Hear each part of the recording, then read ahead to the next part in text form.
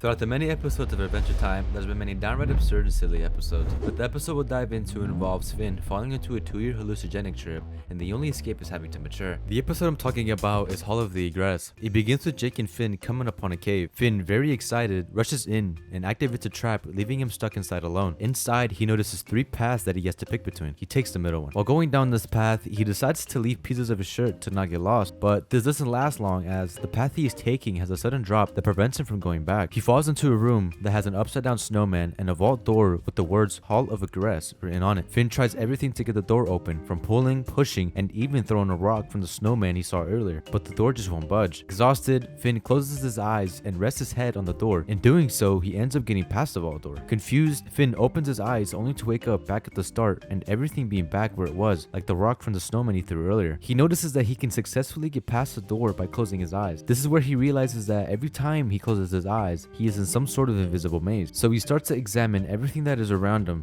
trying to make a map in his mind in order to advance, hoping that this will help him find an exit. However, the maze has traps, and the path he takes never seems to be the same whenever he closes his eyes, giving him no strategy to find an escape. After recollecting himself and reaching no conclusion, he decides to just run through the maze with no strategy or plan, and in doing so, he actually ends up being able to find an exit. He is able to make it through, but excited, he opens his eyes just to find himself back at the start again. Let's stop and talk about what we have just seen. The first test seems to force him to forget about his past experiences, those being the methods, strategies, maps, and trails he left behind. This means he can't carefully plan out a route to escape. To be able to get through the maze, Finn had to leave his strategies that he used behind and just go for it, something that may signify a metaphor for maturity. A lot of people tend to believe that in order to be mature means acting serious and boring, but it teaches you to take charge of your life despite of what uncertainty that it could become, and recognizing this is a process that requires patience, and that is something with which Finn is going to have to lead with. He then again attempts to go through the maze and ends up meeting back up with Jake. After meeting back up, he mentions the cave to him, but Jake doesn't seem to understand what he's talking about. Finn then proceeds to show Jake the cave that he mentioned earlier, but when they go and check, the cave is nowhere to be seen.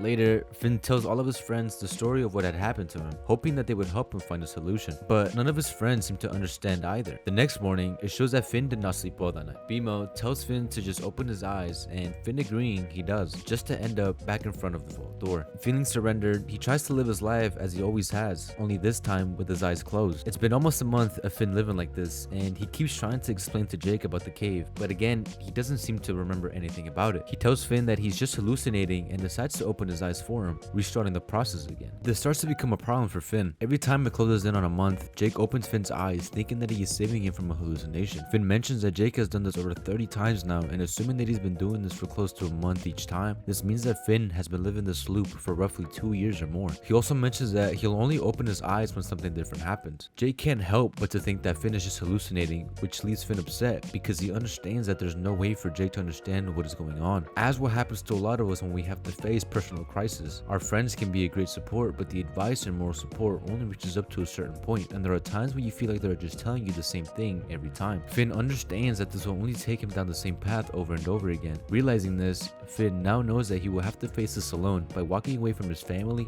friends, and enemies, taking a path that takes him away from what defined his life until now. Finn says goodbye to his friends in the middle of the night and leaves on his journey alone. After some time, Finn arrives to a river and starts to get rid of his clothes, but in doing so, he realizes that he was accidentally leaving a trail behind from his shirt and decides to rip it off to eliminate any trail of him and throws his clothes in the river, thus basically stripping of his own identity and letting things go back to how they were before. We see Finn survive on his own, guided by the senses that he still has. He sleeps under a tree and eats skunks. He crosses through many terrains, and after some time, he comes across a cave again, which seems to have changed location. This time, Finn, with a new mindset, with his more mature mindset of everything that he has learned, he no longer steps on the trap that got rid of the ramp and continues on. This part of the episode can be taken as an act of love. He's willing to leave everything he loves behind so that everybody else can live normally without having him to restart the cycle and their lives over again. Finn proceeds to walk back into the room and crash with the vault door, but this time it feels different. He is able to feel the vault door even though his eyes were closed and blinded. Finn starts to take off his blindfold, and something that can only be considered speculation is that the scene looks like Finn is opening a third eye, something that means getting a clear observation or perception of life. With this new vision of the world,